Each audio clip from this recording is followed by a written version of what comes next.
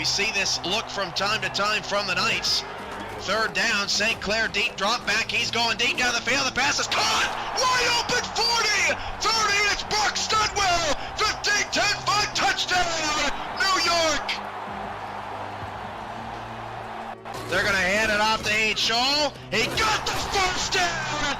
A championship is coming to New York. 23 seconds, 22 seconds. What are they going to do here? 4 yards from the end zone. Dunhill going to throw again. Dunhill out to Hollywood. BDG Hollywood touchdown!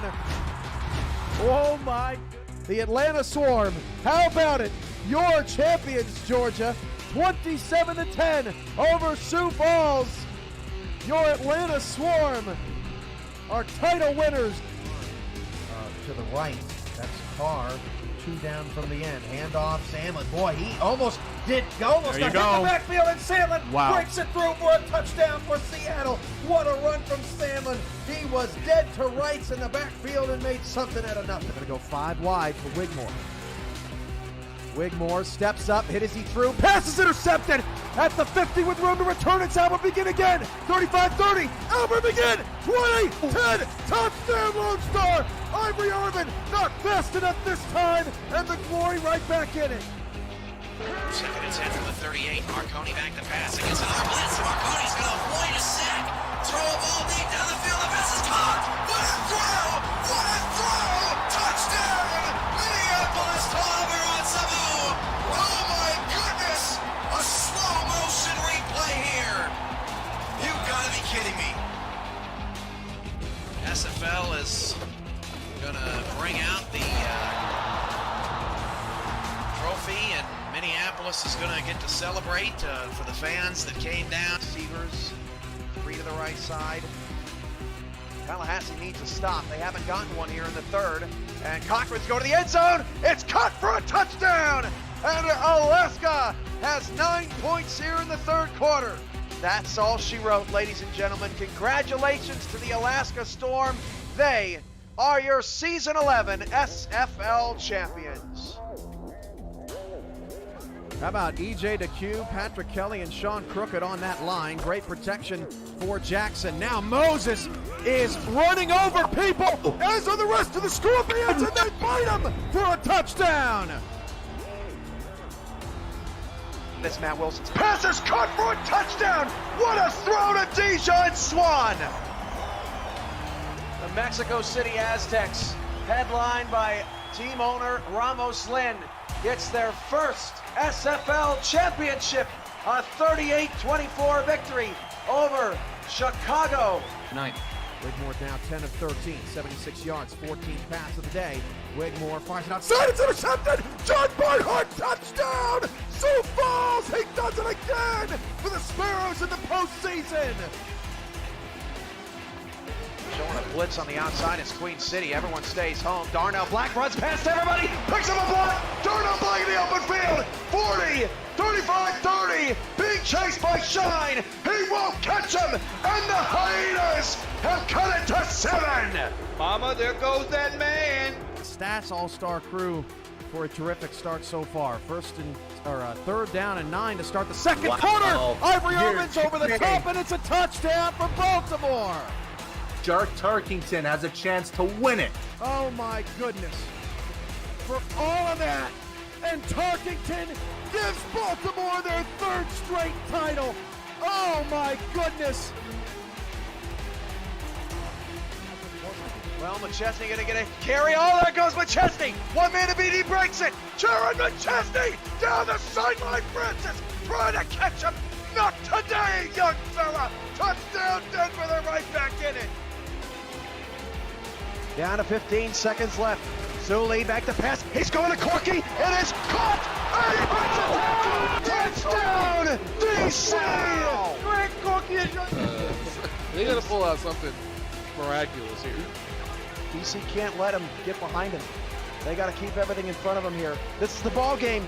Daniel Garcia back to pass. He's going to throw it deep to the middle. The pass is caught, and the tackle is made. And the DC Dragons have won the championship by a miracle on Zach Zuli's throw to Greg Corky. And I let the fellas give me a breath. Week 4 of the SFL descends upon Carolina as the Skyhawks and the Fort Worth Toros meet for the first time here as dusk becomes nightfall. Good evening from David A. Richardson Memorial Stadium. I'm Tyler Falk, happy to have you here this Sunday evening alongside Dwayne Schindler and Damon Simeon, the stats truck. I'm alongside my partner here in the booth, Cameron Duty. Yes, he said Duty. Cameron, good to be on the call for you. One of the youngest broadcasters we have on our staff. Good, excited for this one. Hey, thanks so much, man. It's great to be with you. Always excited to get a call here on the SFL. We're going to have a fun time today. A lot to talk about, a lot to go over. These two teams first time together. Meeting, it's going to be neat to see which team gets the upper hand. Just super to be with you in the Carolinas tonight. Absolutely. As they go ahead and get going with the coin toss, that beautiful shot over downtown Carolina was brought to you by Dax DroneWorks. Aerial coverage of today's game was provided by him. Aerial photography and videography services for real estate, events, marketing, and more. Learn more at daxdroneworks.com. And so a lot still to be decided. Both teams looking to get over 500 once again here in the early goings. And it's their first time meeting. So much left up in the air, as well as this kick. As here we go from Carolina. And it'll be the Toros set deep to return. On the return, going Frank near side and blasted down is the return man for Fort Worth.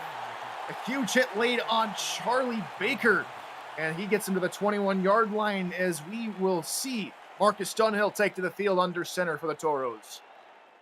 If that hits any indication, we're going to have a fun game tonight.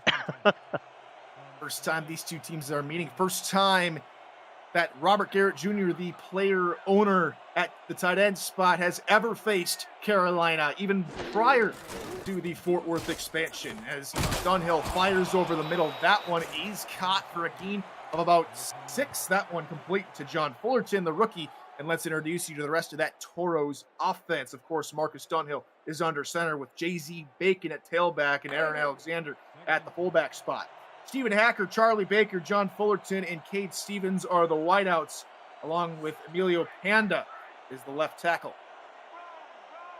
So with a run up the gut with Aaron Alexander at fullback. The fullback dive hits about a yard before he is met by Prasad, and it's third down. Yep. Already pretty interesting coming up. Third and short here. It'll be interesting to see if they just hand off to the tailback or they try to go for some pass formation. Short playbook is wide open for him. 2 tight ends set here for the Toros. The linebackers show blitz. Dunhill, quick drop under pressure, and he's thrown to the turf with authority by Christopher Colon, and it's fourth down. What a great job by Christopher Colon right there in his third year with the team right here. A former All-Star coming through with a head of steam.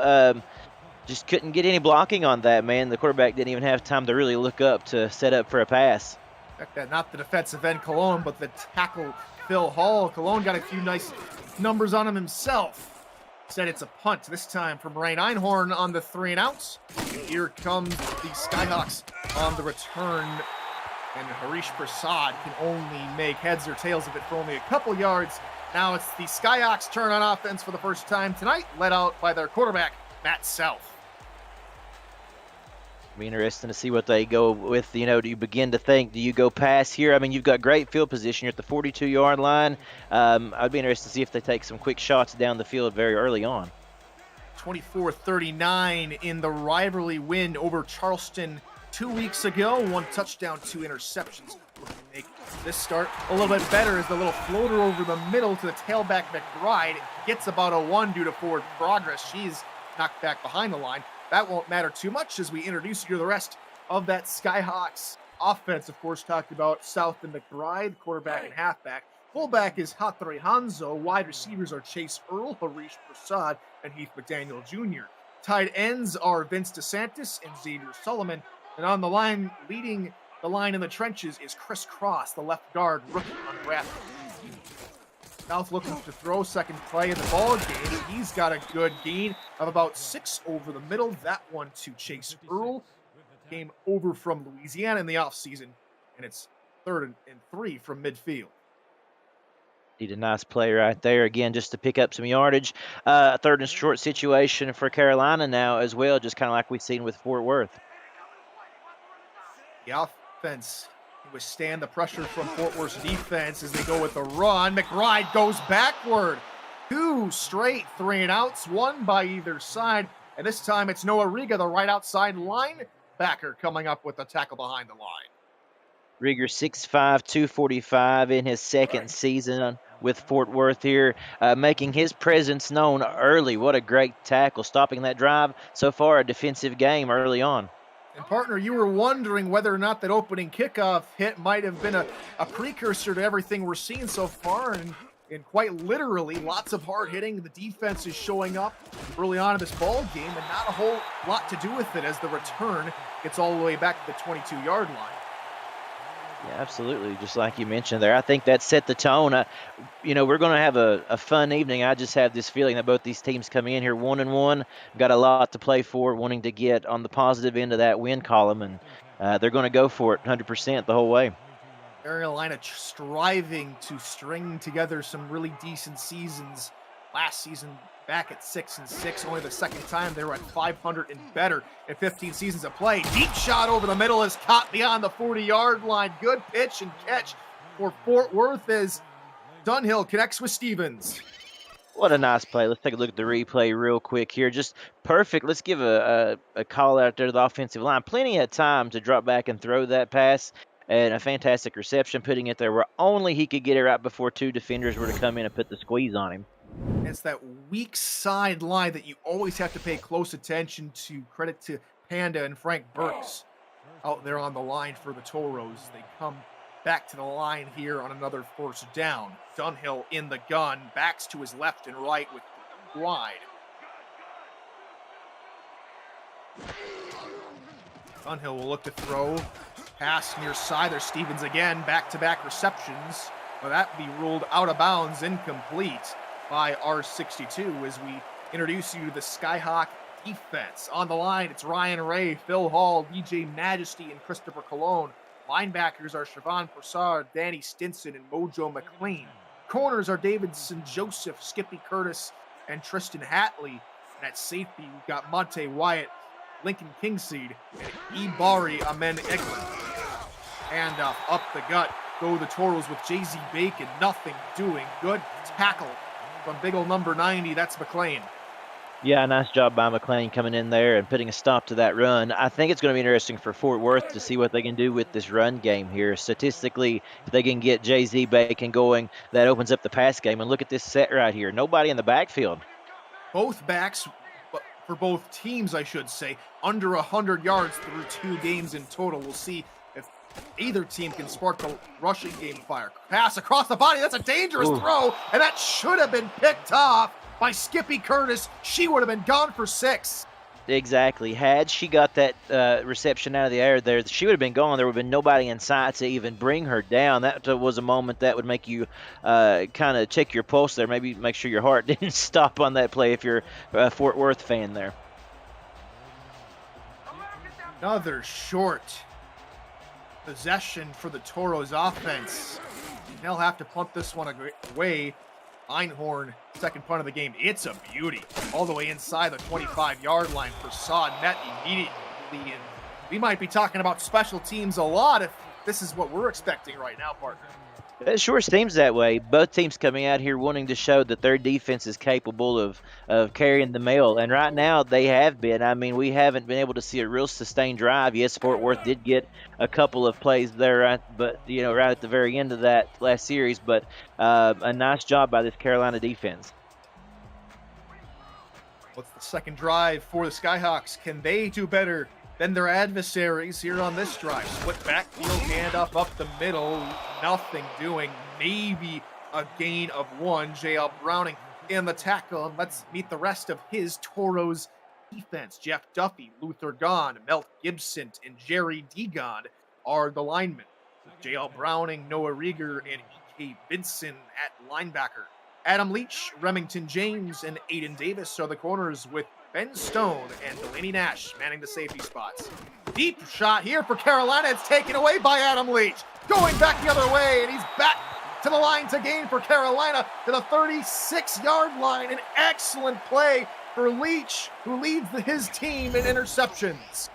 And yeah, showing why he is a three-time All-Star. Watch this, drops back into coverage there, and just a beautiful catch along the sidelines. He read that the whole way. Fantastic job. His third interception of the ball game, his 30th of his career, gets the Toros the football in plus territory for their third possession. Maybe that is the catalyst to get these offenses going. Offset single back behind Marcus Dunhill to begin this drive. They will go with the offset tailback. Bacon, left side, got a couple of blocks, and Bacon is inside the 15-yard line.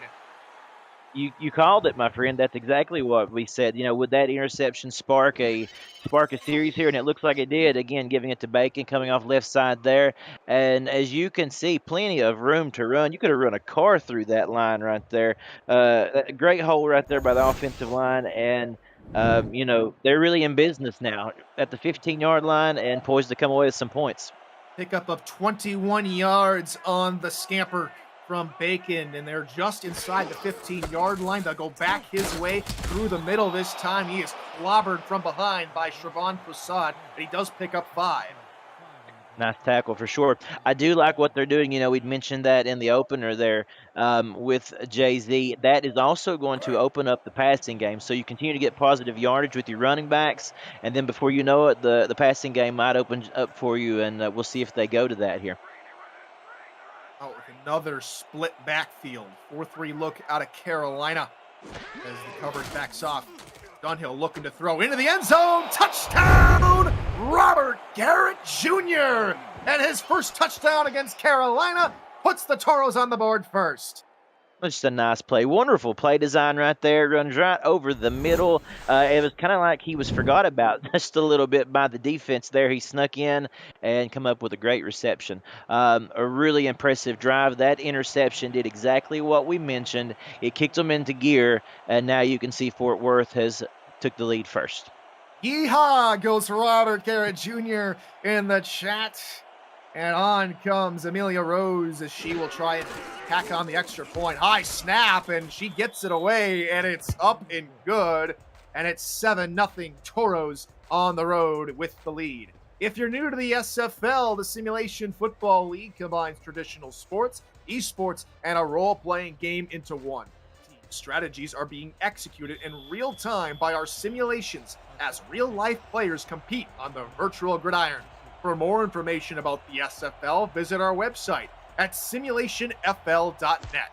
The SFL, we put the fan in fantasy. As Rose puts her boot through the ball and Prasad starts his return, gets it all the way to the 23-yard line, and now we'll get a chance to see whether or not Matt South had a chance to reminisce on his interception on the sideline. Think twice about his passes here on this drive. Yep, you just got to shake it off. You know, I mean, they took a shot downfield. It wasn't there, but, you know, you got to keep going for it here. Just kind of put that out of your mind as you start this next series. First interception of the ball game on the last drive, 6 of the season, as the handoff up the middle goes for a minimal gain of about 1 to Ike McBride. This will indeed be a big drive for Carolina, of course. I mean, you know, you want to come back out here. You've just given up a touchdown, but you want to show that you can move the ball down the field as well. So it is very critical that they come away with some points here in this one. Backs in the backfield. They're on second down. Line shifts near side. Linebackers shift to the far side. They go through the middle. McBride upended after only a pickup of 3, but springs back to her feet lively. But the run is going to be tough by any stretch of the imagination for Carolina. Fort Worth playing hard-nosed football tonight. Yep, that's for sure. My goodness, the hitting out here is incredible. I mean, we are really seeing a great display of strength at the moment. We'll touch on that rushing defense here in just a little bit for both squads. South looking to throw, pumps once, now going over the middle, taken away, bobbled and dropped. E.K. Vinson, the middle linebacker, got the first touch to it. Chief Mustang on the second attempt, and it's 4th down. That was nice as we look at the replay right there. Just kind of getting up there to put a hand up to swat that ball away. What a fantastic job. I mean, just a great job of knowing where the football is going to be at, just understanding the coverage and what the offense is giving you and responding. So forces it into a fourth down situation. It wasn't E.K. Vincent who even got a touch to it. Just that's an excellent play from the cornerback getting over to the middle of the field. That's Mustang all the way. And another 3 and out here to begin the ball game for the Carolina Skyhawks. That is their second. Blitz coming from the Toros, and they'll get the punt off away. That's Sausage Grande on her fair catch called for by Charlie Baker at his own 39-yard line. And now it's the Toros once again, who will start back in their own territory. Last time they started off at their opponent's 36, and it was a touchdown to Robert Garrett Jr., which saw our first point to the ball game. Indeed, and good field position right here, too. They got to be feeling pretty good about themselves. Start this drive on their own 39.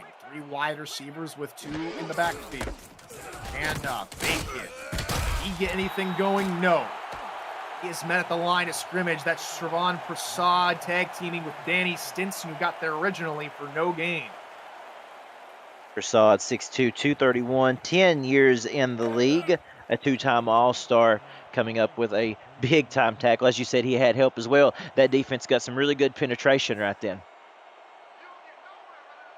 Two more wide receivers, 2 tight ends toward the near side of the formation. Dunhill will look to one of the tight ends. That's Garrett Jr. And Jr. with a nice little stiff arm. He got a little bounce off it as well and gets pushed out of bounds at the 44. Which was kind of what they needed there. It was nice to see them go back to the passing game there. Obviously, the running game is something they need to work on and continue to pursue in this game. But at the same time, third down, that makes it much more manageable. And you can hear the crowd rising to their feet. Carolina needs this stop. Empty backfield, 4 wide receiver look. Dunhill over the middle. Robert Garrett Jr. is there to oblige his quarterback for a first down.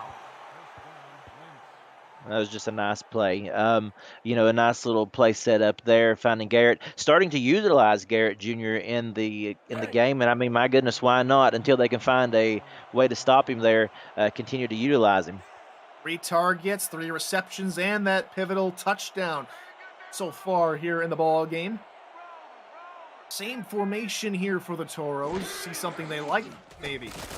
This time they go to the out route near side. That is caught by Cade Stevens. That'll pick up 4. A really methodical drive right here. They're just kind of trying to get the yardage where they can. Obviously, we haven't seen them try to take too many shots down the field just yet. But right now, it does seem to be working for them as we continue to wind down to the end of the first quarter here.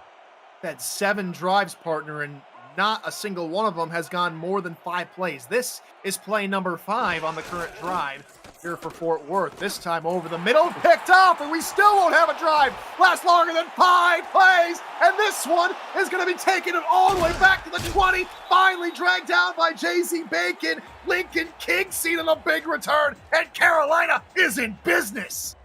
Exactly. What a great job by Kingseed right here as we take a look at this replay. Again, one of those situations where they knew where the pass was going to be coming to. And then watch him turn on the Jets right here. I mean, hard guy to bring down, of course, as he gets out in open field. But that is exactly what Carolina needed. We said they needed to rise up and make a play. And there you have it. Now, you need to capitalize on this incredible field position that you have been given. As a football fan right here, you love a good defensive scrum. And I think we're about to get one today, looks like. And Carolina comes into the eye, just trying maybe to perpetuate some old school smash mouth football. Handoff, McBride getting through a couple of tacklers and then folded in half in the crux of 2 defenders. She is slow to get up. Yeah, after a hit like that, I certainly wouldn't blame her. But a nice job picking up 4 important yards right there to make this second down much more manageable at the Fort Worth 11-yard line. Well, they come out with 2 wide receivers to the right side this time around. Still 2 backs in the backfield. They go McBride's way, dragging defenders. Another forearm shiver, and she gets all the way down to the 2-yard line. First and goal, Carolina. I didn't know if we were watching Derrick Henry there or McBride. I mean, take a look at this. I mean, just lowering the shoulders, and then you'll see a stiff arm right there. I mean, just usually hitting that truck stick. That was a great play, and you can tell that they're feeling it now. Once again, just like what happened with Fort Worth, Carolina has a little bit of life in them. Ike McBride, this is something that Carolina hoped that she would produce, only averaging about 42.5 yards a game. They need to see more production out of her, and just like that, she puts Carolina on the board. Yes! Touchdown, Skyhawks! Fantastic play. Like we just mentioned, you know, they felt that momentum that they got off that interception, and it was critical here for this offense to respond, and that they did with McBride. Look at this run. Again, props to the offensive line for paving a way. She could just basically walk in there. That was truly a great drive, and we are on the cusp of a tie ball game. Both teams 1-1. Both teams have never faced each other, and we are getting a fantastic football game so far as we're closing in on the end of this first quarter. Brown's kick is up, and it is good, and we are back to level peggings. It's 7-7 with 53 seconds to go in the first quarter. So far, it's been a game of trends, right? I mean, it's been really interesting to see that both teams capitalizing off the other's misfortune, and now we're back to an even playing field here at 7-7. This is going to be a fun game. I just feel like it's got, as we said, a lot of defensive tendencies here. Coming up with big plays could come down to that at the end of this one. Not a whole lot of offense for Carolina, but that short field position didn't really, hinder their progress. Started at near their opponent's 15-yard line. That's how many yards they needed to get to the end zone. Charlie Baker's return is to the 23-yard line. And that is where Fort Worth will set up shop for this next possession. Will be neat to see what Fort Worth can come out here and do, of course. And just like we said, in Carolina's instance, just put away that last interception, go right back to the drawing board and start attacking downfield. On Hill, looking left side, that is caught. Turning upfield is Stephen Hacker, and he can pick up 7 before he is trucked out of bounds. Another big hit as well. So, I mean, these teams are really, to have never played each other before, it almost feels like a long-standing rivalry with the energy that's out here on this football field today. Just a rivalry, possibly. We're talking about family ties. Twice removed, 3 times removed, or something. A long-lost rivalry, possibly. You just never know here. 5-step drop here from Dunhill. Looks for the back out of the backfield. That is Bacon, and Bacon will spit up field and be brought down after picking up the first down. Good tackle from Tristan Hatley. Indeed, a very nice play by Bacon there, just having the forethought to just cut it upfield, knowing where he was at on the field and where he needed to get that first down. This might be the final play of the first quarter. Hand off for Bacon near side. Wanted to get further off to the edge, but couldn't get a block. He gains a couple, and that will take us to the end of the first quarter. It's 7-7 here in week 4 of the SFL. You're watching the SFL right here on YouTube. Tyler Falk and Cameron Duty here on duty in the booth. Here bringing you week 4 action here in the SFL. Fort Worth 7, Carolina 7, and still a fantastic ball game. 2nd and 5. Coming out of the quarter break, Bacon gets another swing pass, spins away from Hatley, and falls forward, fighting for extra yardage, and will pick up a first down. Yep, we talked about him kind of needing to be a little bit more utilized as we gave the stats out earlier today, just wanting to get him working in this offense, and right now doing a great job on the pass plays, of course, to just kind of, again, turn upfield to get that first down. Second reception for 6, maybe 7 yards. He gives Fort Worth another first down, but he cannot get out of the backfield here on the give up the gut. Fantastic pursuit from number 52. That's Ryan Ray, who comes off at the defensive end. Yep, 6'3", 285, 4th season with the team, 5th overall, coming out having a really good season thus far with a nice play there. Come on with a weak eye here on second down. With the run again, and Bacon is eaten alive in the backfield. A loss of another 2 yards as it's this time Mojo McLean has some moxie to get in the backfield. Yep, coming in right there, the rookie at 6'2", 256. You know, that was a really nice play. You keep making plays like that, you'll be around a while. Quick drop, Dunhill looking short, right side. Stevens had a lot of work to do and can't get it done. He gets the Carolina 49, but that's all he'll get. His Fort Worth Portals will have to punt. That was a really good defensive stop right there by Carolina.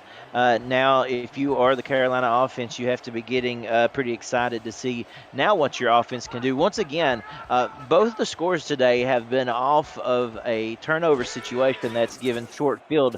We haven't really, as you said, got to see anybody go the length of the field to put together a long drive just yet. Prasad blasted at the 15-yard line, and he peels himself off the turf as the Skyhawks offense will come back, start another drive. And last drive, partner, it was all Ike McBride on that short 3-play drive. Yeah, it certainly was, and I would expect that they would go right back to her again. Definitely just to get some positive yardage here on this first down, I would think. We look out of the Toros as South looks to throw over the middle. Dangerous pass, but somehow looked it in to Chase Earl, who picked up 7 as we head down to the Bayou for the first time tonight. Cameron Riverline has a game break between Indy and Louisiana. Thank you, Tyler. Ryan Roosevelt has been unstoppable in the early goings of this regular season. He scores on the Ramblers' opening drive. In the battle of 2-1s, Indy has a 7-0 lead over Louisiana in the first. Back to you all in Raleigh. Thank you, Cam. Indy, one of the biggest surprises of this young season, playing extremely well. Ike McBride gets the call up the gut. She picks up another Skyhawk first down. A nice play right there. I mean, you know, just enough yardage to get that first down, but most importantly, continuing to give this run game momentum. Doing a nice job with it so far in this game. Now South comes out in the gun. 2 wideouts to his left, 1 to his right. He's back to pass, stepping up in the pocket. He's going to take off. South with a great run. He could not get down in time, so J.L. Browning pays a little punishment on the QB. They're going to need a little bit of extra attention tomorrow, are they not? There in the maybe with the ice baths and some massage therapy there. I mean, a lot of big hits in this game so far, but a great job on the quarterback keeper there to get some positive yardage, but a big hit at the end of that. Now Carolina come out in a weak power I formation here on second and medium. Handoff to McBride through the middle, squeezing her way into the path of a trio of defenders and cannot fight off all of them. She picks up 3, 3rd and short on the way. Yep, 3rd and 1 now. Going to be interesting to see what they can do here. You would kind of think they would try to continue to pound the run, but we'll see what they set up for. Heavy split back set, handoff, hot 3 Hanzo.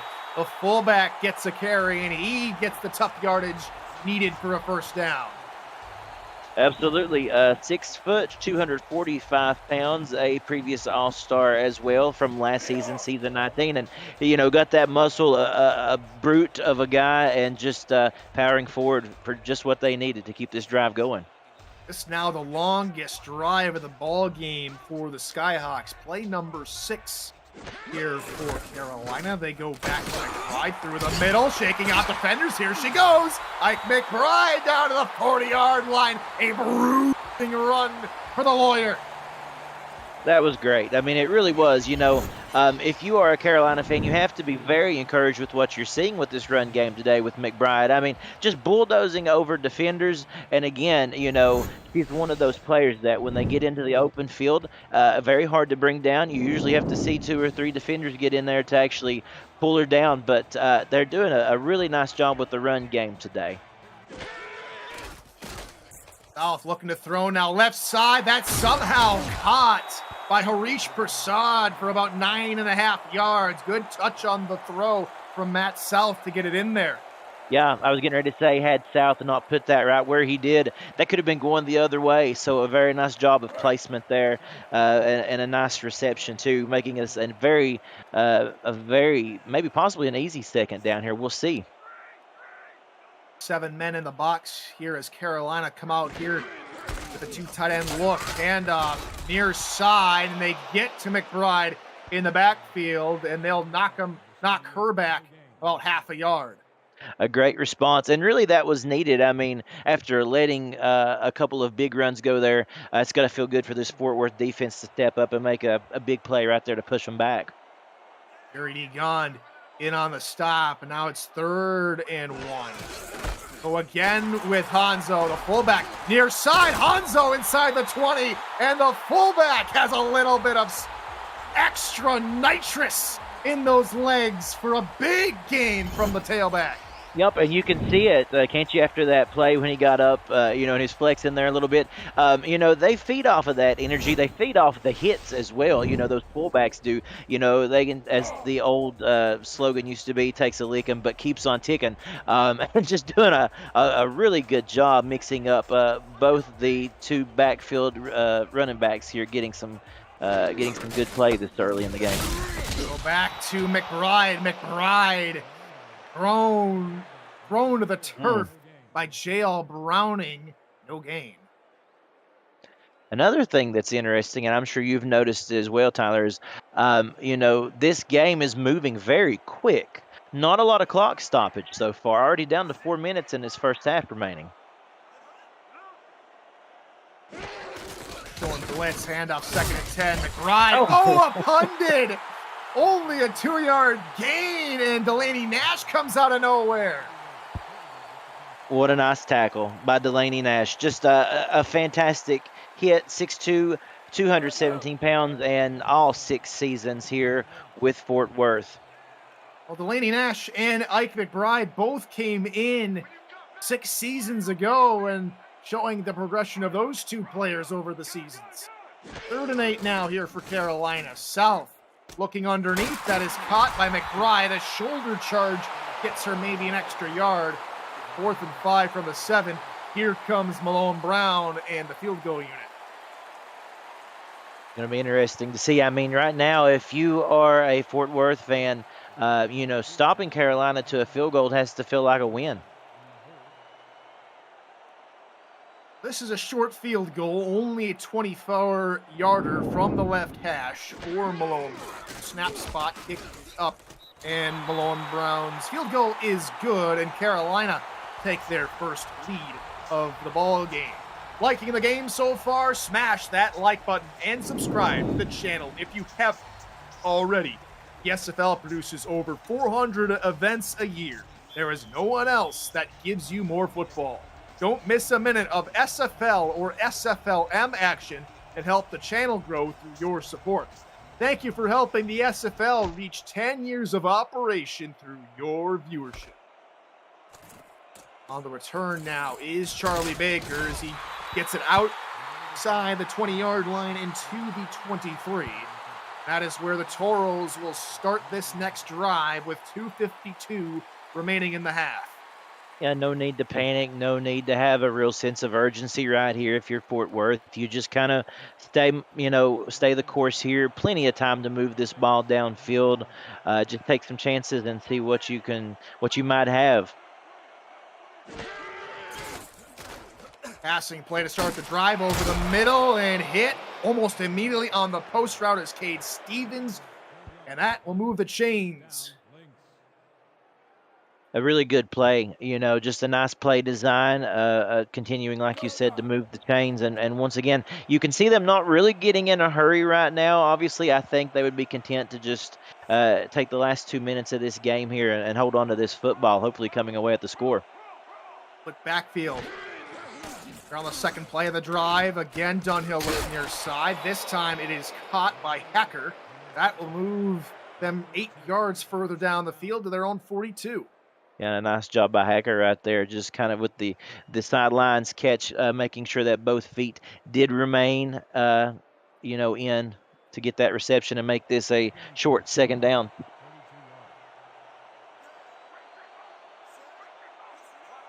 Second and short here for the Toros. 2 tight ends toward the near side. Linebacker showing blitz. They only send 4. Pass near side for Bacon. Led a little bit too far as he shoulders someone on the sideline after going backward a yard.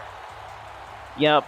I think that was just one of those things that, the pass maybe just got away from him a little bit there because he let him just a little bit too far. By the time that he was able to reel that in, he was already on the sidelines there with some additional contact. That takes us to the 2-minute warning. 7-10 your score. Hometown Skyhawks with the lead and the ball. Or defending, I should say. You're watching the SFL on YouTube. Well, maybe they'll take this ball away and we'll get the ball. We'll have to find out. Dunhill in the gun as we come out of the 2-minute warning, down by 3. Back to pass, wide open. Cade Stevens, right side. He's out of bounds. Across midfield to Fort Worth's 49. It was a really nice play design, just kind of allowing Stevens there to get off to himself along the sidelines. A really nice pass delivered. And again, the drive just continuing. As we said, that's what Dunhill and company wanted to do to kind of control this football here at the end of this half. Robert Garrett Jr., the tight end, flexed off to the left. Deep drop here from Dunhill. Pass near side, caught with room to go. Here for Robert Garrett Jr. as he picks up another Toro first down. It's a torrent drive. They are cruising down the field at the moment. They really are. And in my opinion, it kind of makes you wonder, when are you going to start seeing that deep pass? Are they setting up for something maybe a little bit farther down the field? They're beginning to work that way, I feel like. 6th play of the drive. They've gone 11 yards, 8 yards, 7 yards, 11 yards. How many more yards will they get? 5-step drop. Dunhill near side, out of bounds. Intended for Stephen Hacker. Yeah, really working the sidelines right now. And for the most part, with really good efficiency. That time, though, that pass just was a little bit too far for him to reel in to be able to keep his feet in bounds. Now they come out here on 2nd down. Dunhill back in the gun. 2 wideouts to his right, 1 to his left. 3-3 nickel out of Carolina. Dunhill pumps once. Now goes Robert Garrett Jr.'s direction. He picks up 7, but he'll be stopped out of bounds. That'll stop the clock and check that. That is not Robert Garrett Jr., that is Cade Stevens. It was a really nice tackle, too, right there to make sure that Stevens was not able to turn upfield to try to get any additional yardage. Now you've got a 3rd and 3. If you stop them here and you force them into possibly a punting situation, or a long field goal, you could find yourself with the ball back. Bump coverage on the wide receivers. There's 2 of them out there. As the linebackers show blitz on the outside, they back off. Pressure coming. Dunhill head as he throws, and the ball will fall to the turf. Credit DJ Majesty in on the pressure. And this is an interesting spot in the field. They'll send Amelia Rose out there for the field goal. Yeah, and that's one of the reasons why I prefaced that the way that I did there. You could either try to pin your opponent deep, or you could go for the long field goal. The only problem is, if it isn't good, they've got some really good field position right here before the end of the half. 49.5 yards for Amelia Rose from the right hash. Snap is good, spot good, kick good, up and good. And we are back to a tie ball game, 10-10. Your score now here from Raleigh. Impact Monday this week heads to Portland, where the surprising and winless Florida Storm are desperate for a win against the Fleet, sailing on a high after their win in LA last week. Join Cameron Irvine and Paul Sarp for this week in the SFL pregame, and then at Evo 9X Stadium for the call. Coverage starts at 7 p.m. Eastern only on SFL YouTube. We're underway once more. Prasad trying to go left with it. He is leveled at the 23-yard line, and something that we've gotten quite used to seeing tonight, partner, is there is no holds barred on this, what feels to be like a cage match. No, exactly. I mean, this is kind of reminiscent of a WWE match, isn't it? It's more than a football game from what we've seen thus far. Clothesline, spears. When's the next RKO coming out? Wait, that comes out of nowhere. So maybe I should be pressing that. I formation. South gonna look for a deep pass near side, wide open, down the sideline into the 31 goes Heath McDaniel Jr. My goodness, what a great play by Heath McDaniel. That's going to make the highlight reel, you got to believe. Again, though, it starts with a great pass by Matt South. Perfect spiral. And again, great job getting off the line there to just get a step ahead of the coverage. He was chasing him down the whole time, but no can do. What a fantastic reception. And now they're in business with less than a minute to go in the half. Well, Phil Hall chiming in here on chat. He's over, unfortunately, in hospital at the moment. Oh, no. Hopefully you're doing all right, Phil. Glad to see you here in chat. Hopefully the recovery goes smooth for you for whatever ails you at the moment. Deep drop here from South again. Another deep pass over the middle. That one almost taken away by Delaney Nash. Yeah, this has been a fun game so far, and once again, yes, Phil, I certainly hope you're feeling better, sir. One of the things about this game that's been so interesting is that it's kind of like a ping pong match or something. I mean, it's just been back and forth this entire half. You've had moments of brilliance from both of these teams, and spurts of great offensive production, which right now looks like Carolina is in the midst of one at a perfect time to end the half. That's just some spicy food. Maybe that's why he got a sack early in the ball game. You might have missed, Phil. Might want to go back and take a look. Pass left side caught as his Skyhawks continue to move down the field under 44 seconds here in the first half, and they're inside the red zone for the second time tonight. Offset single back. South going to look to throw again. As time, dump off over the middle, has about maybe 8 yards, but backwards goes the receiver back couple. That'll be a gain of 6 all told for the wide receiver Harish Prasad. Yeah, I believe he thought he had a little bit more room to run there and kind of make a cut upfield than what was there, but still a very nice reception by Prasad. 2nd and 4 now from the 9. It's going to be interesting to see if they take a shot towards the end zone. They're going to pack almost everybody in tight. Chase Earl off on the left-hand side. McBride shoulders again inside the 5. 1st and goal, Carolina. They're knocking on the door, waiting to get in the end zone. They go back Ike McBride's way. And no, it'll be a spike from Matt South with 14 seconds to go. I would hate to see a field goal if I'm Carolina with how much time they got left, and they still have a timeout to go.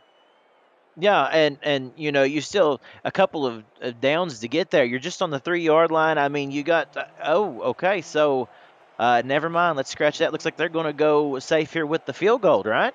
And even though I hate to see it, I do not blame them on the call. They want to get points. They want to make sure they get points. They trot out Malone Brown. Snap spot. Kick is up from about 20 yards. They'll call it officially 19. And Carolina retakes the lead heading into halftime. Okay. A little bit surprised, I won't lie. I do understand what you're saying there. Take the points, get the lead while you've got it. I probably personally would have tried to take one more shot towards the end zone, but I am sitting up here. I'm not on the gridiron.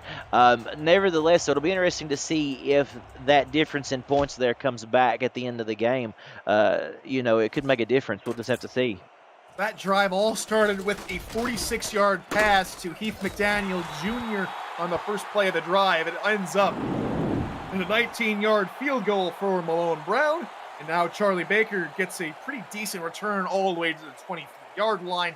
We'll see the Toros offense one final time. Yeah, and another good point was actually made there in the chat. They do indeed get the ball back, Carolina that is, to start the second half. So if they can make a good stop here, they have to be feeling pretty good about their chances coming out for the second half.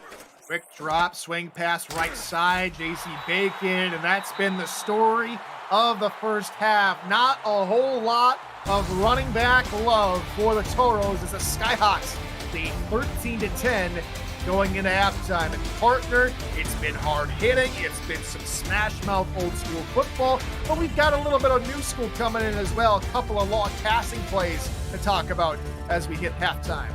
Yeah, absolutely. Like you said, the offense did indeed begin to light it up. Taking a look at that great pass right there over the middle by Fort Worth. I mean, it was really interesting by both of these teams. The most productivity that we have seen all game thus far has come off of a turnover, or as you can see right there, it has certainly put these teams in position to score when the opportunity has presented itself. Now, going into the second half, I would like to see some more sustained drives by both of these teams to continue to see if they can go the length of the field and put up some points. There's only been one drive that has gone over 13 plays. That was the field goal drive from Carolina before their final drive of the ball game. Let me ask you this here, partner. Carolina currently has just under 90 yards rushing on the ball game today. How much of an impact has Hattori Hanzo and Ike McBride had on tonight's ball game? Certainly a very big impact, too. As you said, we highlighted the passing game a minute ago, but it's been that run game. I mean, as you take a look, the smash mouth football, you can't go wrong with a good running game. And those two have done a fantastic job of really, it's been a great play design, too, for both of these guys. I mean, 1 minute it's been McBride, and they've been kind of switching off there between McBride and Hanzo. I think it's a great formula that I hope they'll continue to pursue here in the second half.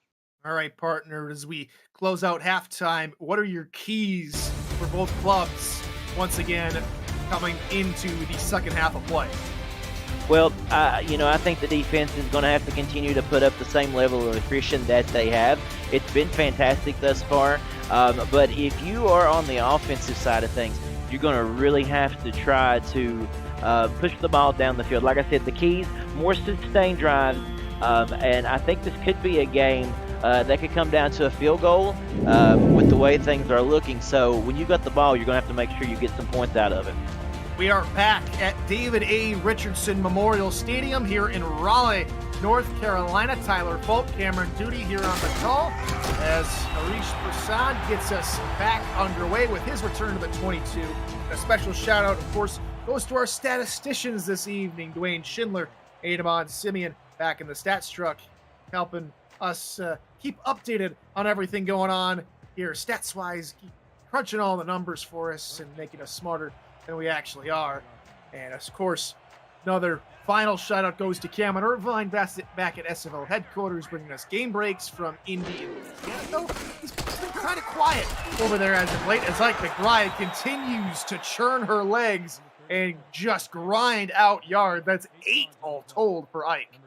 And you can see the stat right there, 4.4 yards a carry, doing a very nice job today. And I think that's one of the things I didn't really get to touch on it, but Fort Worth is going to have to come up with a way to stop that run. Until they do, it could be tough for them here if they can't control this run.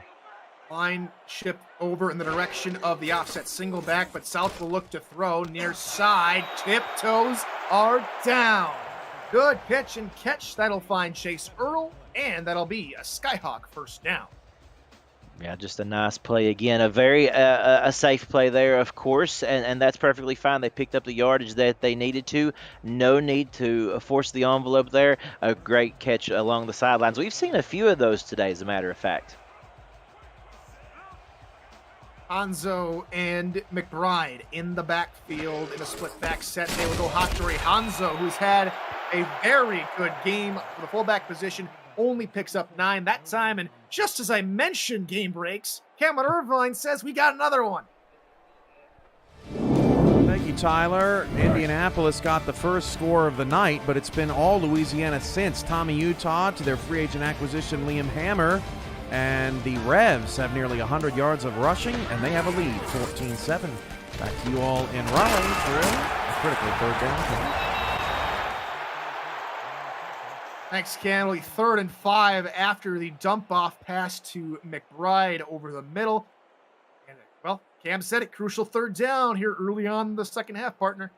Yeah, indeed. That was a nice little pass there, but credit to the defense. There wasn't any room to make any kind of attempt to go downfield, so just kind of dump it off and get some points. We're send 3. Good deflection from Noah Rieger over the middle, and that will bring up 4th down. Nice job by Rieger right there. Again, just getting his hand up to swat that ball down and just ending this drive. So a really quick turnaround here. Carolina not able to produce a long drive at this point on this series, and it's back to the punting unit. So out comes the Carolina punter, Sausage Grande, who stands at his own 26-yard line to punt this one away. Charlie Baker back deep to return, calls for a catch, and he will get the fair catch at his own 26-yard line. Miss any SFL action? Want to fast forward your SFL experience? Check out highlights of SFL games right here on the SFL YouTube channel and on Highlight Nation provided by Victor's Valiant, YouTube's premier sports highlight maker. Subscribe to Highlight Nation and Victor's Valiant on YouTube for all your college football and basketball highlight needs. And Jay-Z Bakey with a nice spin move, and he sprung free down the sideline, inside the 30, 25, 20, 15, 10, and dragged down finally at the 9-yard line. Jay-Z Bacon sizzling here to start the second half. Sizzling is indeed right, Tyler. Let's take a great look at this replay again. That was just fantastic. Take a look at the spin move. Oh, my goodness. Showing some finesse right there. And, again, I said it earlier in the game. When he gets in the open field, so hard to bring down. He's just got great quickness, and he just about took that one all the way home. But that was big for Fort Worth wanting to come back out there. They got the big stop on defense, keeping Carolina out of the end zone. Comes right back with a great offensive play. Let's see what happens on first down. That'll put them right into the red zone. First and goal. Sidearm sling over the middle. That is caught by Cade Stevens for a pickup of about 7. Yeah, and let me real quick also give a mention to that great offensive line there, who without them, that run certainly would not have been possible. Sometimes the unsung heroes of the offense.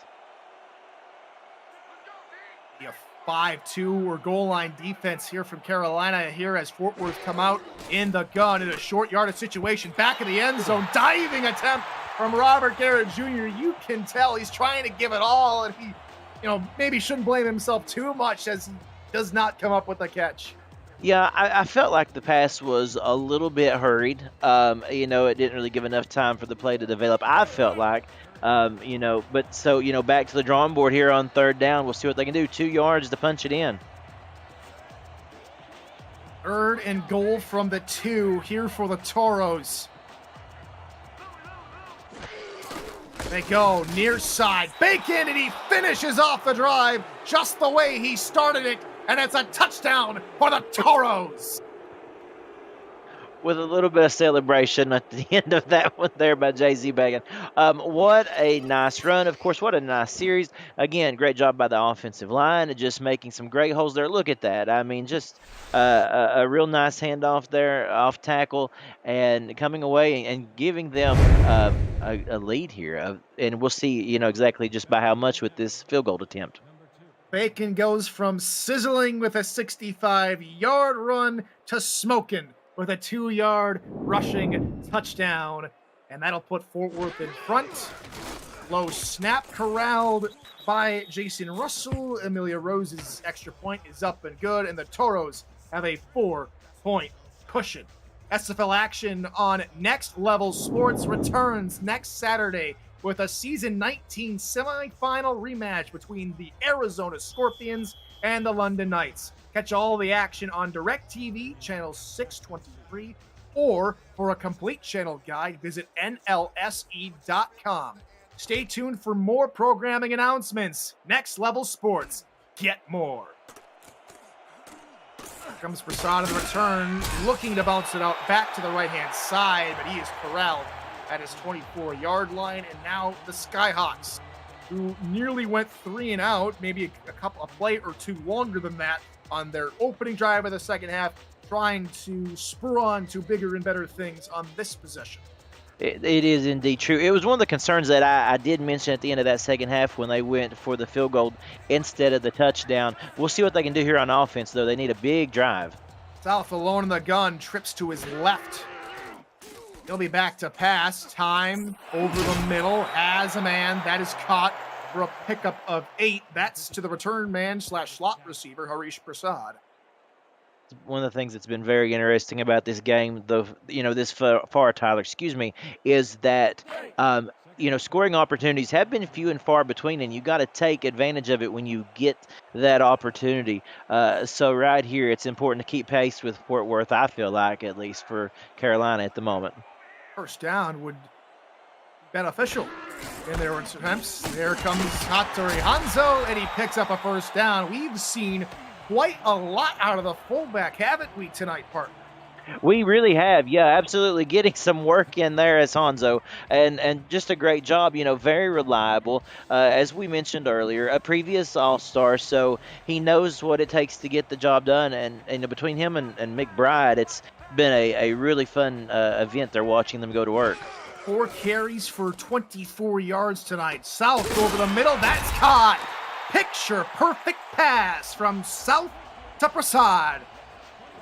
Yeah, that was nice. That was kind of what we were talking about and kind of alluding to earlier, that kind of passing play we needed to see from Carolina, and they come up with it right there. Of course, a nice play design, nice route over the middle, and an even better reception.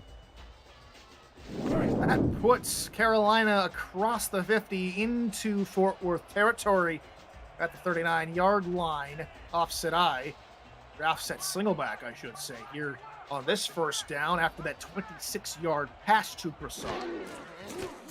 5-step drop from South, pressure coming, got it away in time, but nearly taken away by Ben Stone, who had stone hands, but if it wasn't for Luther Gunn, it might have been a better pass. And the defense for Fort Worth in the passing game has pretty much been a stone wall, right? I mean, it's been interesting, been hard to move the ball down the field on Fort Worth today. And now you can see Carolina trying to take some shots at it, and you have to. I mean, you got to take a shot at it eventually. South 10 of 15 for only 106 yards. And through the middle, McBride can only muster a yard as the defense clamps down. Yeah, the defense right now kind of showing a bend but don't break mentality. Of course, they did give up a couple of nice plays right there, but right now really clamping down, and it's 3rd and 9. We'll see what happens here. Trips to South is right. Here on 3rd and 9. Looking to throw over the middle, caught with room to run, and that's a touchdown for Chase Earl. What a play. I'm just kind of sitting here in amazement watching it. I can't wait to see the replay again, how that did unfold. Another big passing play by Carolina. Let's give them some credit, too. They weren't afraid to go down the field on that 3rd and 9 just to take a shot. No, don't pick up the first down. Let's go for more. Had the perfect play drilled. They just had it designed perfectly, and they executed. That was a big response from Carolina. What a football game we've got going today. He burned Adam Leach, who got the interception in the first half, and gets behind everybody else and scores. And now it's a 2-point lead. On comes Malone Brown to try and make it a 3-point lead once again. Snap spot, Brown's extra point is up, and it is good. 20-17. It's been a tight affair all game long, and it continues midway through the 3rd. Well, yeah, it's been fun. I mean, that's really all that you can say as a football fan. And this is what the Simulation Football League is so good at, as I have came to learn over the last few years, is it's never a dull moment, and a game can change at an instant. Like we said, both teams right now really coming up with big plays and giving it their all in this game. Here comes Charlie Baker on the return. Nice little spin move, but he goes right into the teeth of the coverage unit from Carolina, and he gets only up to the 24-yard line. That's about an average return we've seen so far today, and we'll see if the Toros offense can pick up where they left off and continue their efficiency here in the second half. Yeah, I think you just maybe want to see Jay-Z Bacon continue to carry the bacon. It's crucial. Last drive, 65-yard run and then a 2-yard touchdown run, but this time he goes backwards as Christopher Colon nom-nom-noms on Bacon 3 yards behind the line. Yeah, Kalon said that he didn't want to hear any of that talk, and a great play. Watch him just bulldoze the offensive lineman there to the ground. He'd had enough of that, and wanting to make sure that they couldn't get a repeat, excuse me, of that last run. And there was smoke and bacon last time out. It was too good not to eat, said Cologne. And now it is second and long here for the Toros. Linebackers shift toward the near side of the offense. Swing pass near side for Bacon, and Bacon will continue to feast. The defense will in the backfield, and this time it's McLean getting into the backfield. 6'2", 256, the rookie there. We've called his name out earlier today, and we're going to do it once more. A fantastic play, and now you've got 3rd and 14, Tyler. I mean, this could be a big moment in this game. 3rd in the distance between Charlotte and Raleigh. Here for the Toros, they go short left side, and not a whole lot doing there for John Fullerton as he gets a good chunk of yards, but it is 4th down. Yeah, if you're Carolina, you got to be feeling good about that stop. I mean, you just come up with the big touchdown.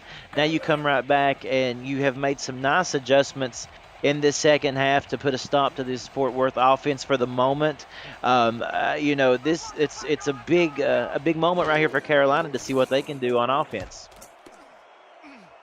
So the Bacon went from sizzling to smoking to spoiled in a span of 2 drives, and Prasad will take the return up to his own 38-yard line, and that is where Carolina will begin this next drive.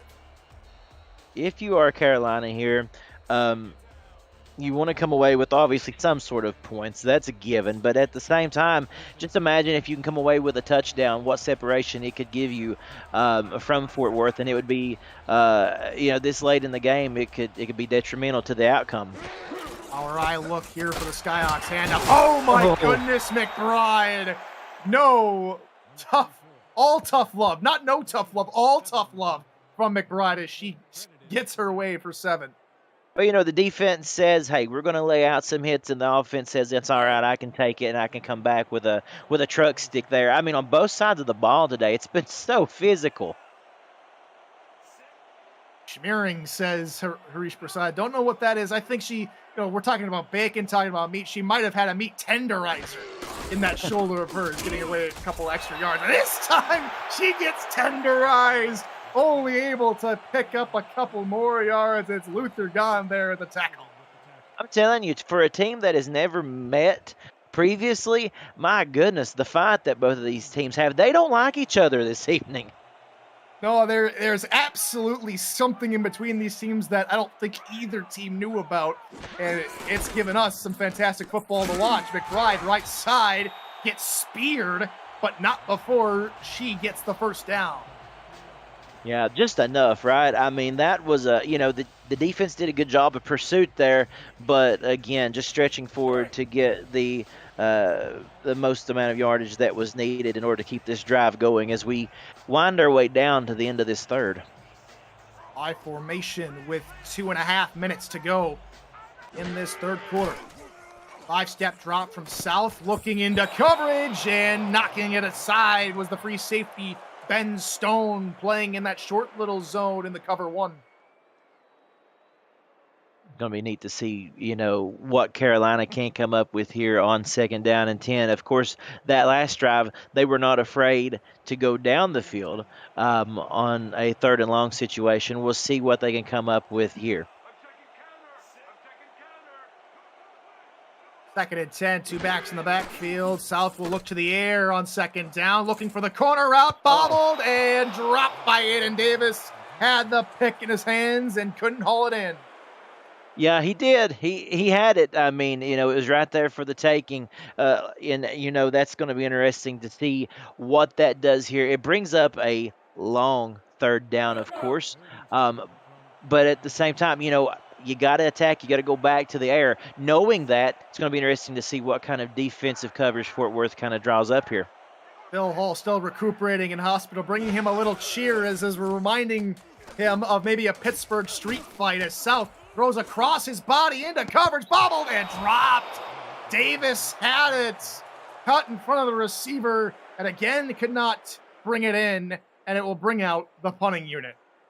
Well, we just mentioned that, didn't we, Tyler? That's what we were talking about. Was we knew that they went for it on second down. They went deep. That pass was incomplete, so they knew coming back on third they were probably going to have to go back down the field. The defense was drawn up perfect to defend against that. Had the quarterback scrambling, and then at the end of it, just had to make a dangerous throw. Oh, it's Sausage Grande punting it away. Baker trying to make a decent return, can only get back to the 17-yard line, and we go back to the Bayou once again. And Cameron Irvine has an update between Indy and Louisiana. Entertaining night of football everywhere, Tyler. Ryan Roosevelt and Liam Hammer combined for 4 of the game's 5 touchdowns in the first half, and Louisiana takes a 21-14 lead into the third. Back to Cam and Tyler in Raleigh. Fireworks aplenty tonight, Cam. Thank you as always. Offset single back. Left-hand side, Bacon cannot get out of the tackle from Siobhan Prasad, doing excellent work there on the outside. Kind of has that feeling that we're now settling back down into that defensive street fight, I guess you will, that we had early on in this game, because now both teams not willing to nudge. Backfield, 3 wideouts here on 2nd and 8. Dunhill over the middle, bobbled and taken away by Lincoln Kingseed. His second pick of the ball game, and that one is also brought deeper back into Fort Worth territory at the 25-yard line.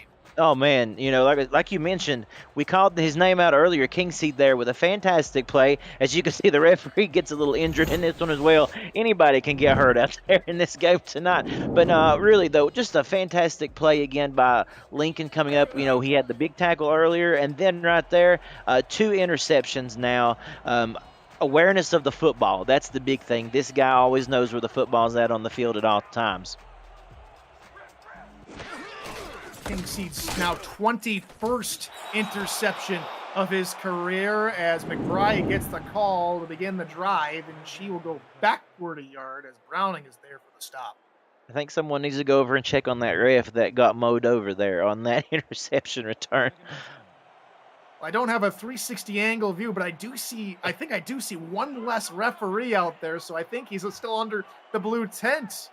Partner as we go 4 wide, all slants over the middle. Pass from South is good, wide open. Receiver is Ash Ketchup for the first down. And it's the exact same thing that we have seen all game long. It's amazing. This game has really turned into a game of patterns, if you will, because as we've said, the teams have done a fantastic job of capitalizing on takeoffs.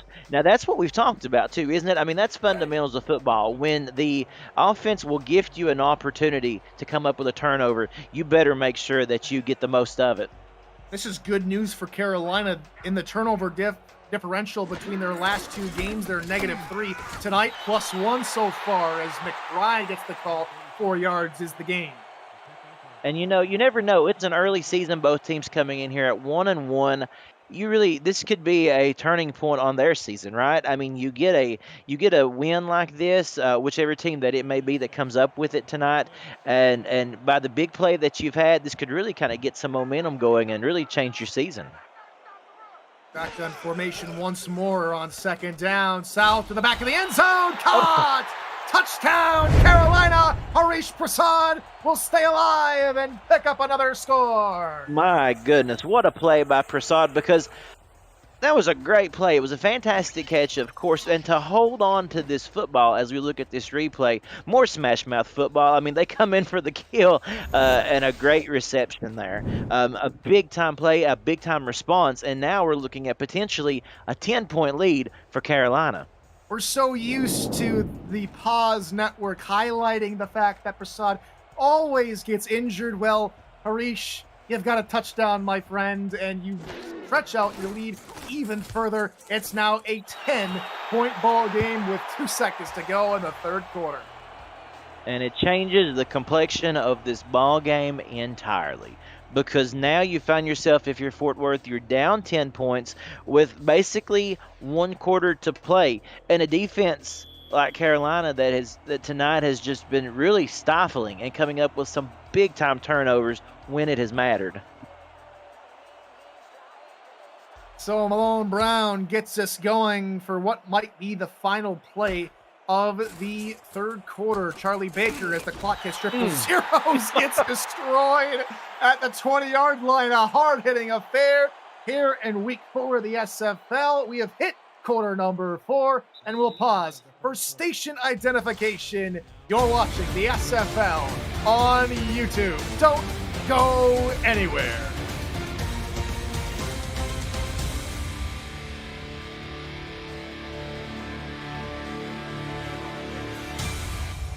Presentation of the Simulation Football League is intended for the private use of our audience. Any rebroadcast, retransmission, or account of the game without the express written consent of the league office is prohibited.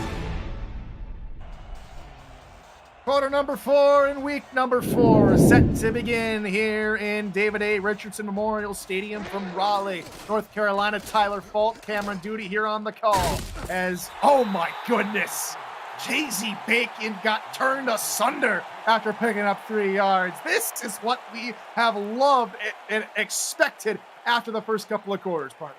Yep, exactly right. I mean, they really haven't let their foot off the gas, have they? I mean, with everything in this game, especially these hits, I'm convinced that if for some reason the SFL career doesn't work, they can go over to WWE or one of those wrestling leagues and make a go at it.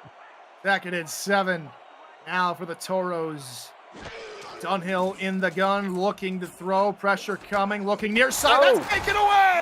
And that will finally be our first pick 6 of the ball game. Monte Wyatt hits pay dirt for the Skyhawks, and the Skyhawks are soaring far and clear of the Toros. Let's give a big shout out to the defensive coordinator and that coaching staff of Carolina making incredible adjustments this second half. This doesn't look like the same defense as the first half. I mean, they were great, don't get me wrong, but they've come up now with some big time plays, changing coverage around, having some defenders kind of fade back into the backfield there, looking like some fake blitzing that has indeed changed into a coverage situation, coming up, confusing the quarterback and making some big time plays here.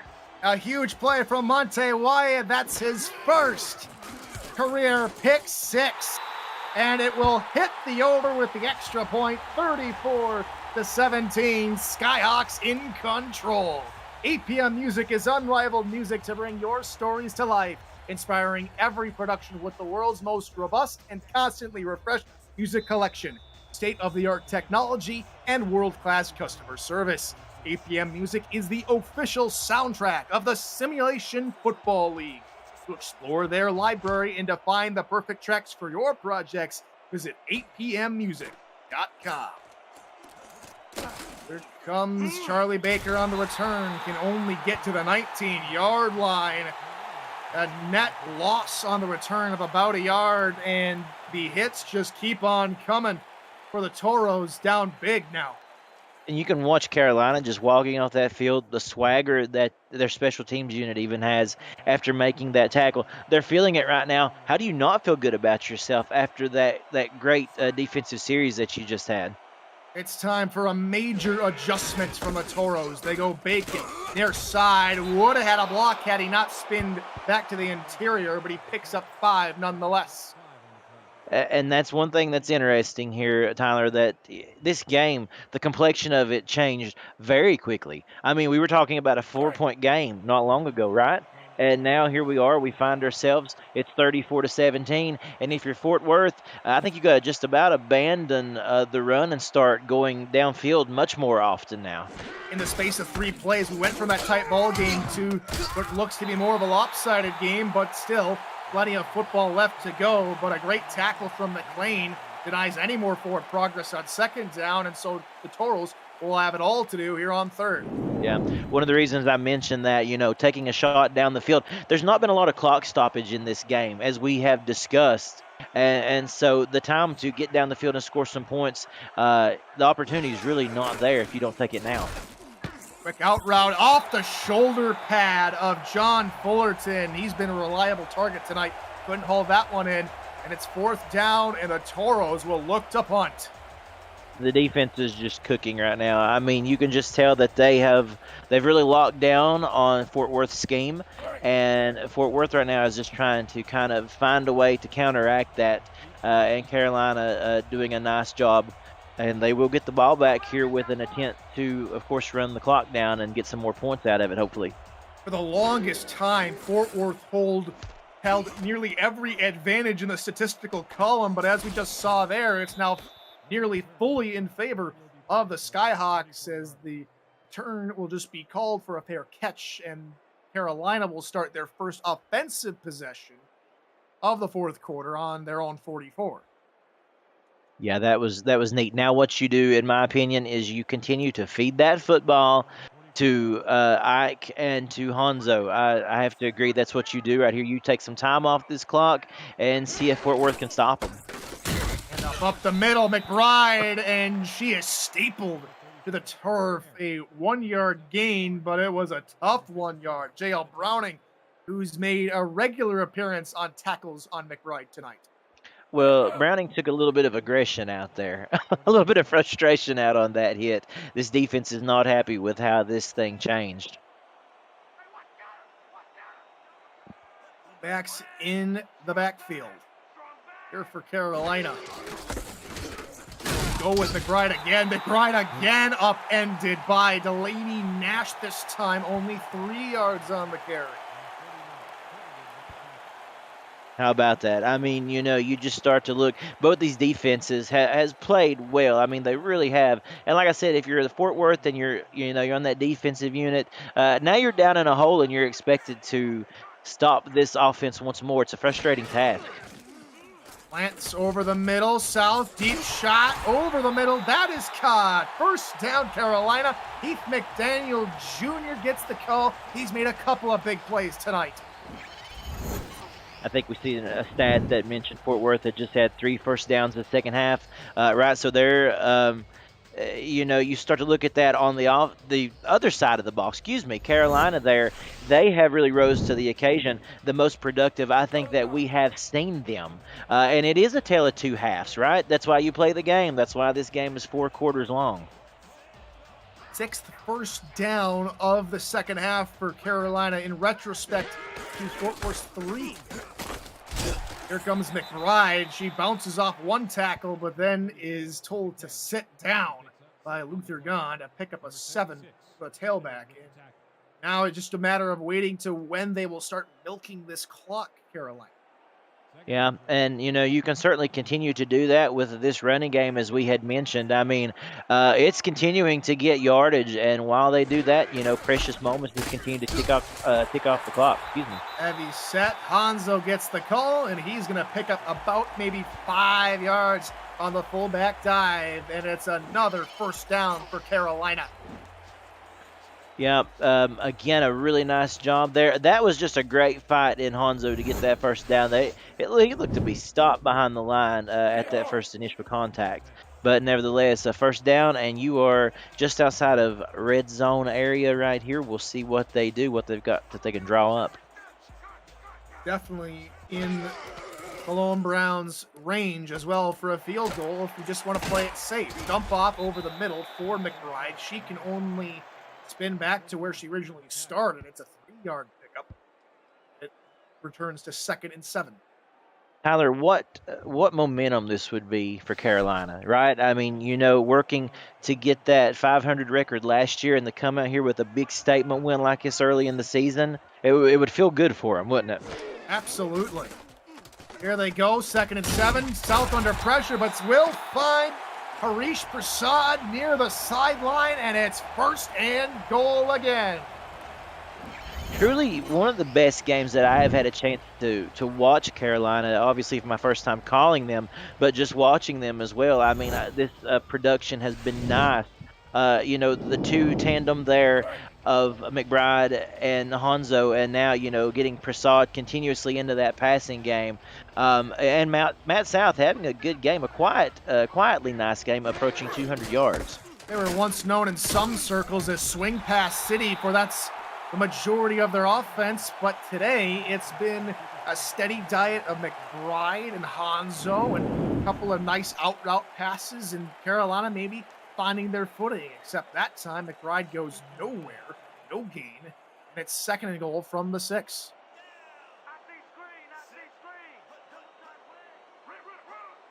Split back heavy set here on 2nd and goal. South will look to throw. Left side, caught over the shoulder catch made by Xavier Solomon, the rookie tight end. His first grab of the ball game will net a yard, and it's 3rd and goal. Yeah, I kind of thought, he kind of come up a little bit awkward there after that reception, wasn't able to turn it upfield. Looked like he may have had some room to run, maybe put his shoulder down and charge forward. But now on 3rd down, we'll see what they do here. Bunch off to the right as South goes into the gun.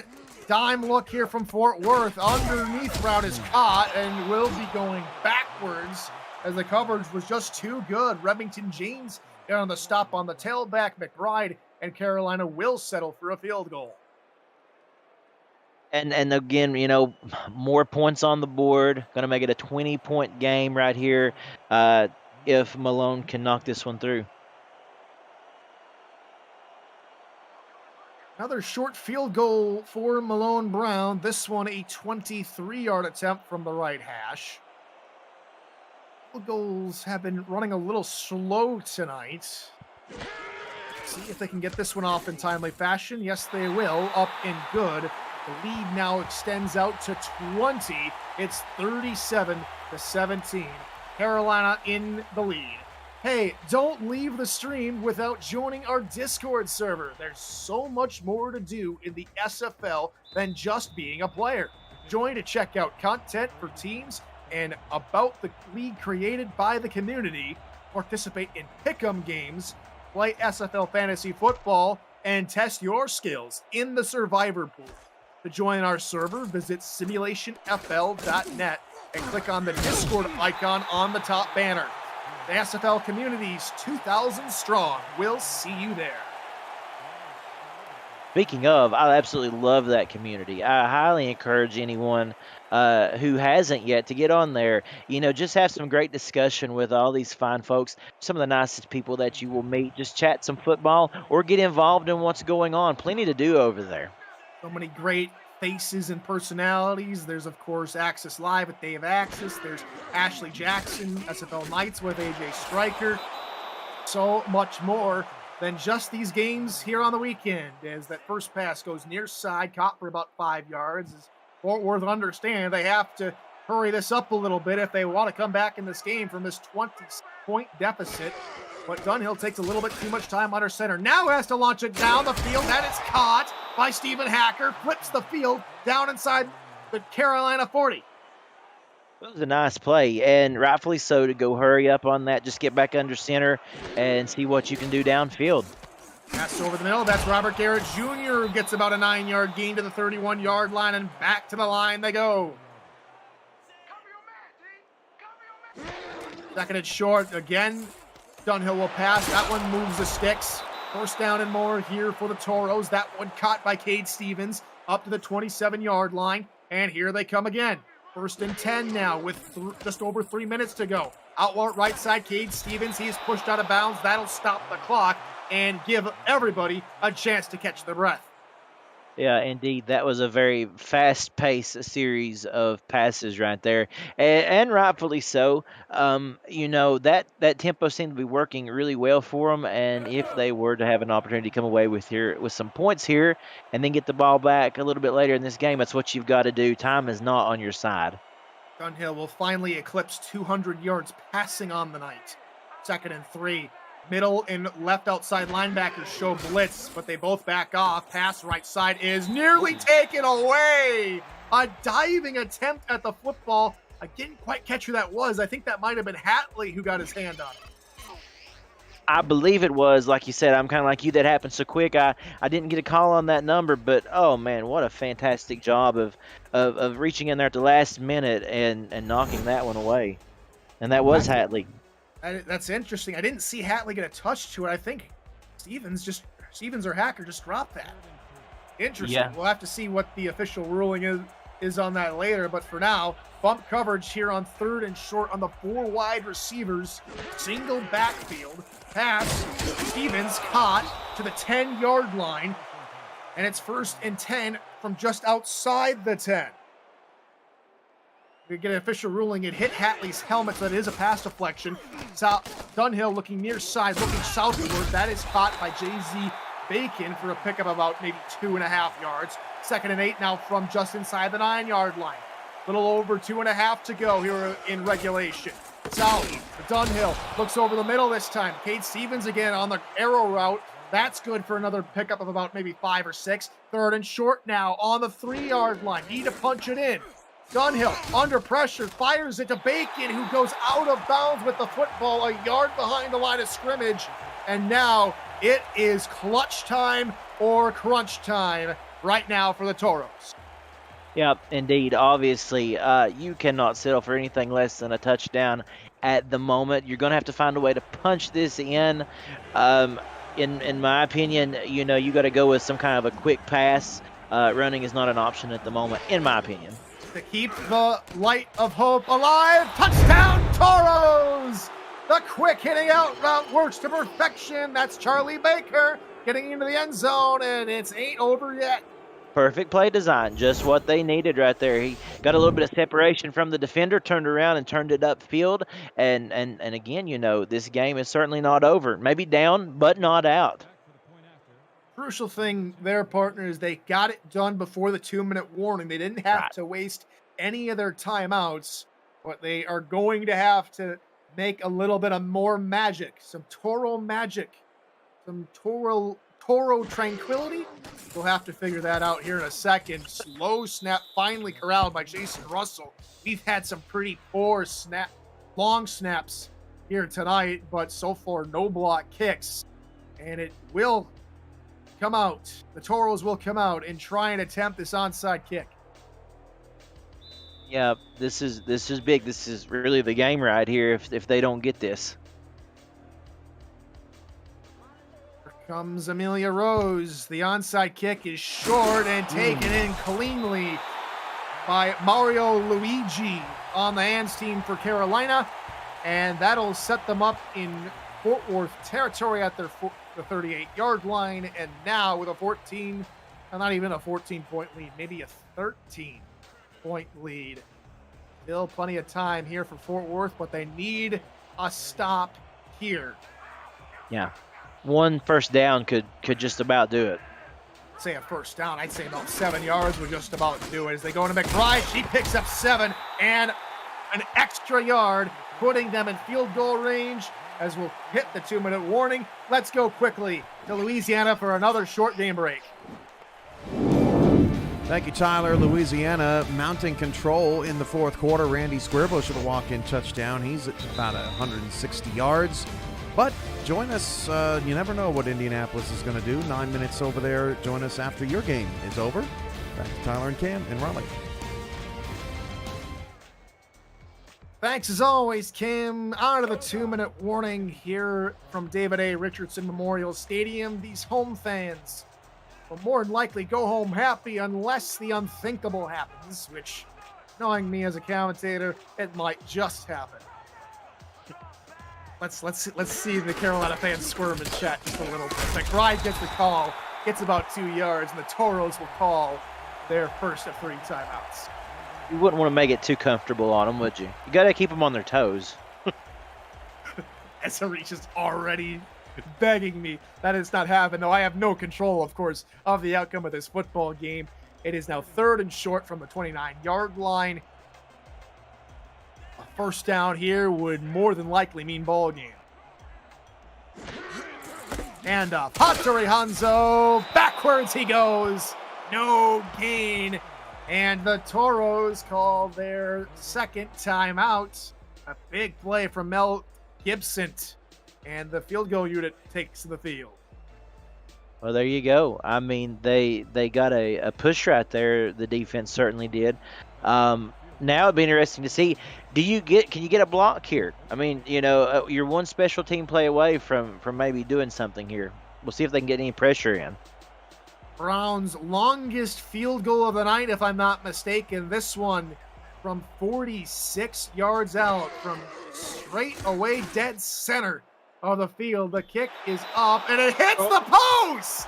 Oh, no! Malone Brown's perfect streak tonight goes out the window, and the Toros get the ball.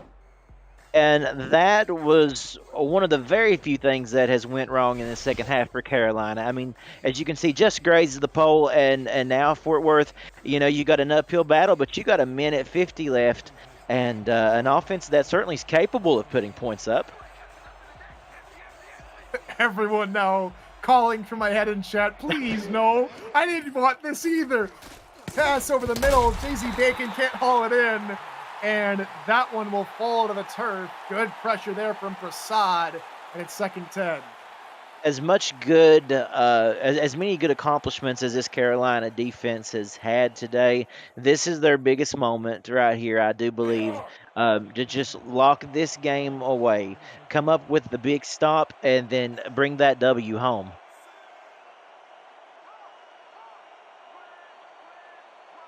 Flip backfield 3 wide here for the Toros on 2nd down. Quick drop out route caught near side. Even Hacker gets about 6. Looked like Hacker had a little bit of room to run there, but just couldn't keep his feet in bounds. 3rd and short, so no matter what happens here on this play, we're looking at 4 down territory the rest of the way. This 3rd down comes from their own 42-yard line. Listen to this crowd. David A. Richardson lighting a fire.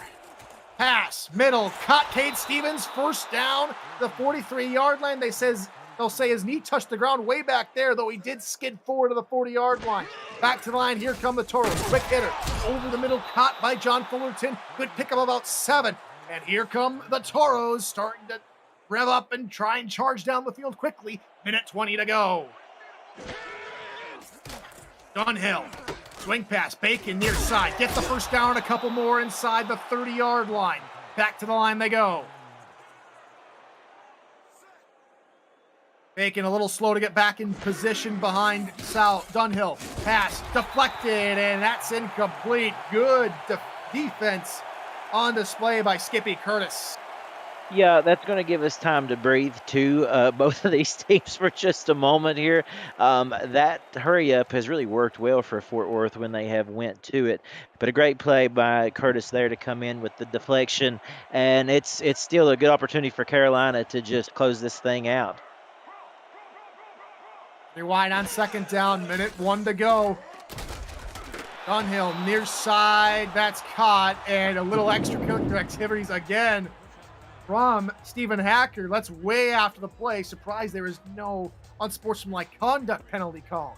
The only thing that this game hasn't had is a tables, ladders, and chairs match. I mean, I'm fully agree. You know, that's how I feel about this. This has been some smash mouth football.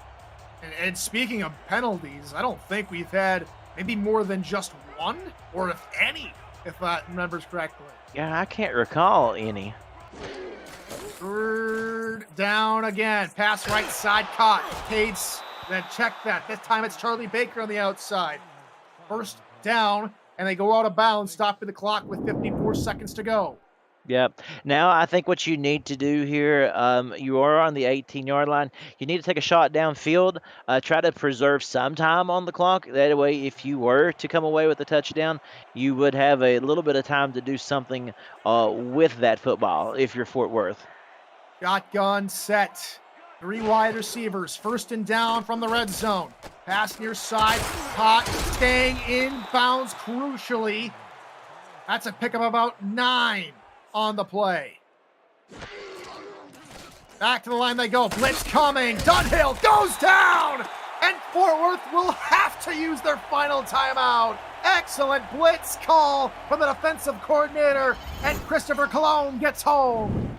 Yeah, we've called that name a couple of times today too, haven't we? Look at that. I mean, a sack when you needed it. Tyler, you and I both are getting just lit up in the comments.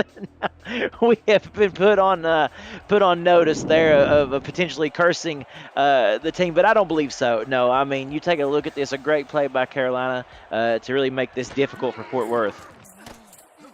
Pass outside. Stevens has it. That's caught. 4th down. Incoming. Under 30 seconds to go. The make or break play of the ball game. Dunhill still trying to catch the line off guard. Won't. Pass. End zone. That is batted. Not taken away, but it will be a turnover on downs as Hatley comes through again on another clutch pass. And Carolina will escape the Folk curse and come away with victory here at home. Yep, that was a big time stop. You know, they kind of made it a little more dramatic than maybe what they would have liked, but again, coming up with a big time deflection there, and that's going to really wrap it up. Oh, partner, I was almost going to say if the Toros came all the way back and won this football game, it wouldn't be a hot seat, but maybe a hot cauldron for the both of us. We're probably, yeah, we were going to have to go into hiding, change our addresses or something. Something. We would have to have done something to get away from the scrutiny of these harsh Carolina fans, but that will do it. Finally, from David A. Richardson Memorial Stadium, the Skyhawks win 37-24. And that was so much fun. I mean, it really was. This game had every twist and turn that you could possibly imagine. On a Sunday night, you want a football game, this is what you tune in for. Good hitting, great offense, both teams well into the 300 yards, closing in on 400 yards for total yards for both of them. And, I mean, at the same time, you had some smash-mouth defense. Like I said, the only thing this game lacked was a tables, ladders, and chairs match from the WWE. This was fun. If you are a new watcher, a new viewer of simulation football, this will get you hooked for sure. And a special shout out once again to our statisticians, Dwayne Schindler and Damon Simeon. Did an excellent job tonight. And a special extra shout out goes to Phil Hall, still recovering in hospital. His boys get the win tonight. We wish you a speedy recovery from maybe a little extra too spicy food there, my friend. And hope to see you back sometime soon. As the Toros, after the loss, will move to 1-2. They will play Houston on the 10th. That's a late game over there. I believe that is going to be a Friday football game. Late, 8 p.m. Eastern against Houston. Back home at the Stockyards. And the Skyhawks will go on the road to face DC on the 11th. That game starting over at 1 p.m. Eastern on Saturday as they move to 2-1. All right, partner, final thoughts on the ball game and your player of the game tonight. Yeah, final thoughts. I just have to say that with this early in the season, both of these teams come in here at 1-1. A lot of football left to be played, but you just never know what a win can do for a team like Carolina. This could, potentially change their season. Very well possible. I mean, you can just tell this team has a lot of momentum, a lot of confidence that just continued to build throughout this game. I think that they certainly put the league on watch with this win this afternoon. As far as player of the game, you got so many different people that it could have went to, but you got to go with Matt South. I think truly, if not maybe the defense, a defensive player there. But his performance, 20 of 29, 235 yards, 2 touchdowns. Just a consistent game. And again, so much fun, Tyler. It's been a blast, and thanks to everybody who helped make this possible. And thanks to you, the viewer, for sticking around this Sunday evening. More games upcoming. Motor City, Arizona, and Seattle, Los Angeles. We'll see you then. Until then, good morning, good afternoon, and good night, folks.